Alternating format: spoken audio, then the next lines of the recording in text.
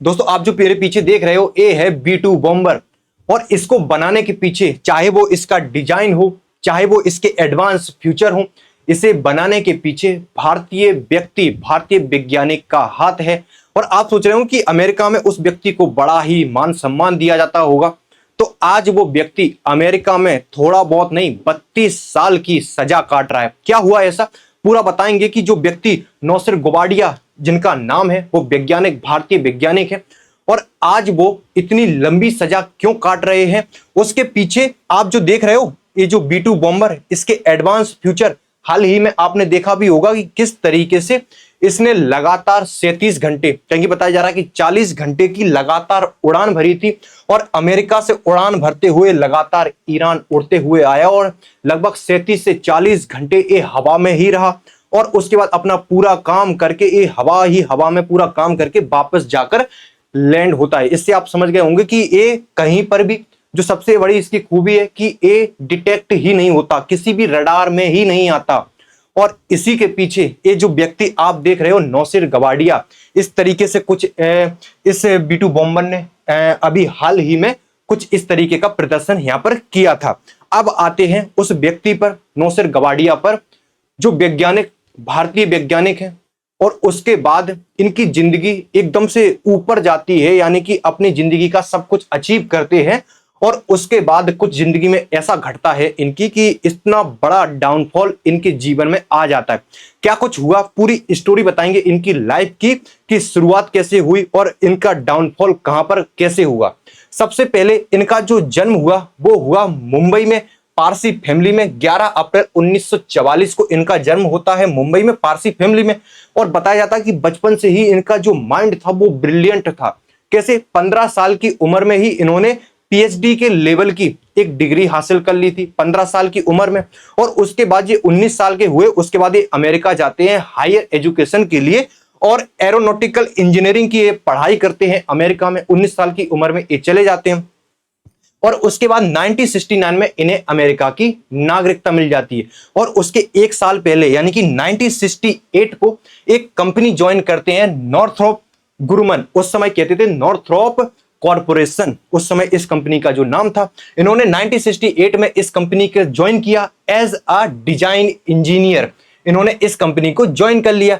उसके बाद ये 20 साल तक इस कंपनी के साथ जुड़े रहते हैं। अब ये कंपनी कर क्या रही थी, एक कंपनी काम कर रही थी एक ऐसे जो एयरक्राफ्ट है जो आज आपने जो B2 बॉम्बर देख रहे हो, इसी तरीके का कुछ बनाने को लेकर, कि ऐसा कुछ बनाना है जो रडार की पकड़ में ना आए, किसी भी प्रकार से इतना भयंकर होना चाहिए कि देश, इसे जो दुनिया के देश हैं एकदम चौंक जाए कि ये क्या चीज बना दी।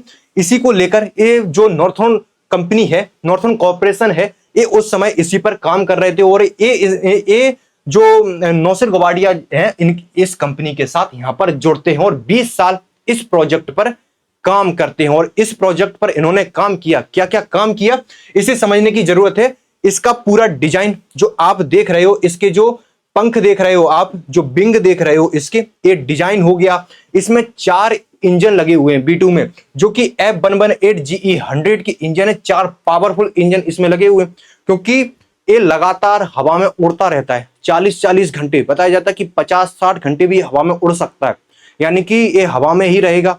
उसका आप हवा में रखो, इसे हवा में रखो, हवा में ही रिफ्यूलिंग कर सकते हो इसकी, यानी कि हर चीज में ये कैपेबल है। इस तरीके से इसे बनाया गया है, यानी कि उस समय इसको डिजाइन करना और आज आप इसका उपयोग देख रहे हो, यानी सोच रहे हो कि टेक्नोलॉजी उस समय का क्या पीक था।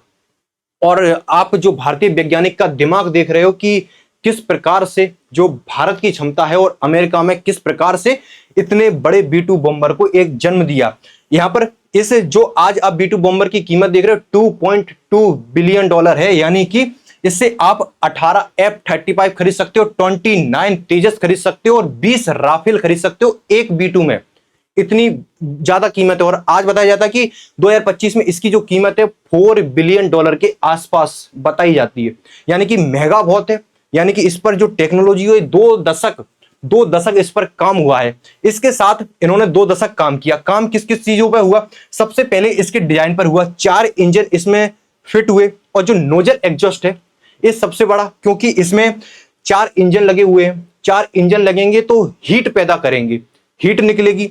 अब हीट इसके एग्जस्ट जो निकाले गए हैं वो ऊपर के साइड रखे गए हैं और इसके जो हीट है वो प्लेन अंदर ही इसे कूल करता है, उसके बाद वातावरण में छोड़ता है। क्योंकि जो गर्म हीट है वो जैसे ही बाहर निकलेगी और गर्म हुई तो उसे डिटेक्ट करना आसान हो जाता कि आसमान में कोई चीज है जो हीट की वजह से जो पकड़ में आ जाती है और इसे कूल करता है और उसके बाद छोड़ता है और वातावरण में ये नॉर्मल हो जाता है।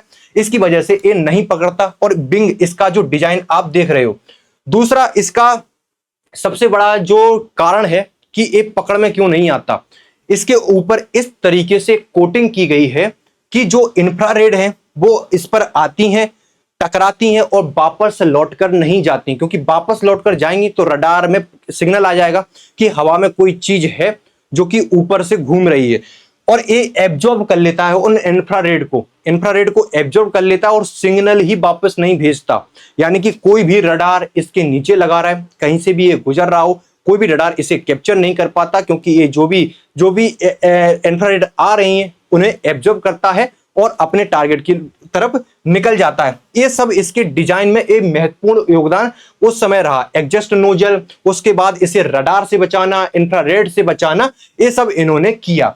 उसके बाद इनके जीवन का एक दूसरा चरण शुरू होता है। 1986 तक ये नॉर्थन के साथ जुड़े रहते हैं और उसके बाद नॉर्थन से इसे हटा दिया जाता है और देन उसके बाद ये फिर अपना खुद का पर्सनल प्राइवेट कंपनी वगैरह खोलते हैं और खुद ही इन चीजों पर काम करने लगते हैं और एक काम चलता रहता है और 2005 आता है और FBI एजेंट इनके यहाँ रेड पड़ती है।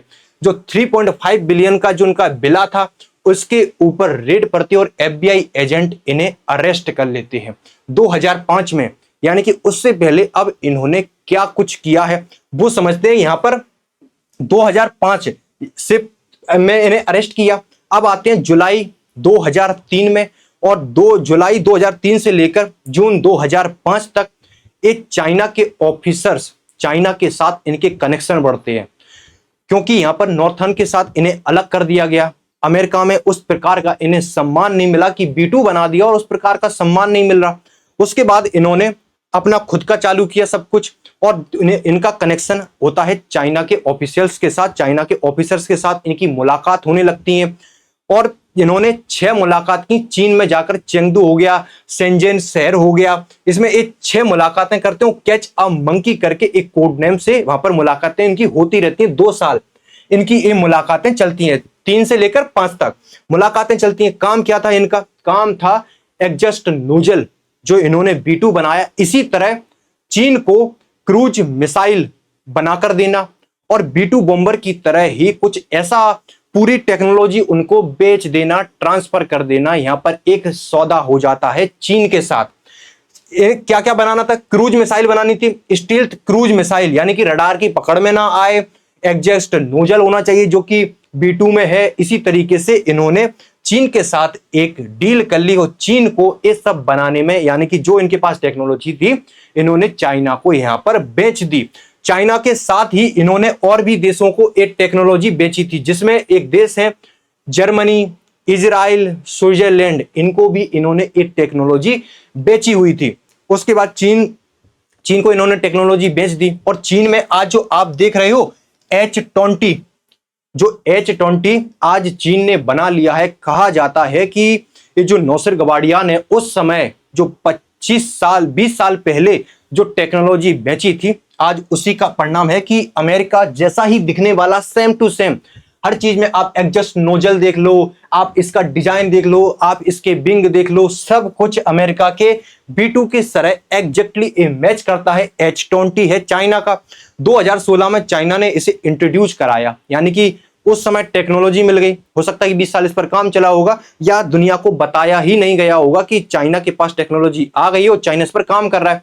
उसके बाद ये 2016 में इंट्रोड्यूस हुआ। उसके बाद ये दुनिया के सामने आज भी ये दिखाया नहीं जाता, लेकिन इस चीज का अंदाजा सभी जगह सैटेलाइट इमेज में इसकी इमेज आ चुकी है कि जो चेंगडू जो इनका एयरस्पेस है वहां पर इस प्रकार का कुछ देखा गया, इसी प्रकार का जो B2 की तरह दिखता है। यानी कि चाइना ने यहाँ पर अमेरिका की तरह दिखने वाला B2 बना लिया। ये वही जो नौसेर गवाडिया हैं, इन्होंने जो टेक्नोलॉजी बेची थी 3 और 5 के बीच जो इनकी मुलाकातें हो रही थी चाइना ऑफिशियल्स के साथ, उस समय इन्होंने टेक्नोलॉजी बेच दी थी। और कहा जाता है कि जब इन्हें अरेस्ट किया गया तो इनके पास से 1,10,000 मिले। 1,10,000, मात्र 1,10,000 रुपए मिले इनके पास।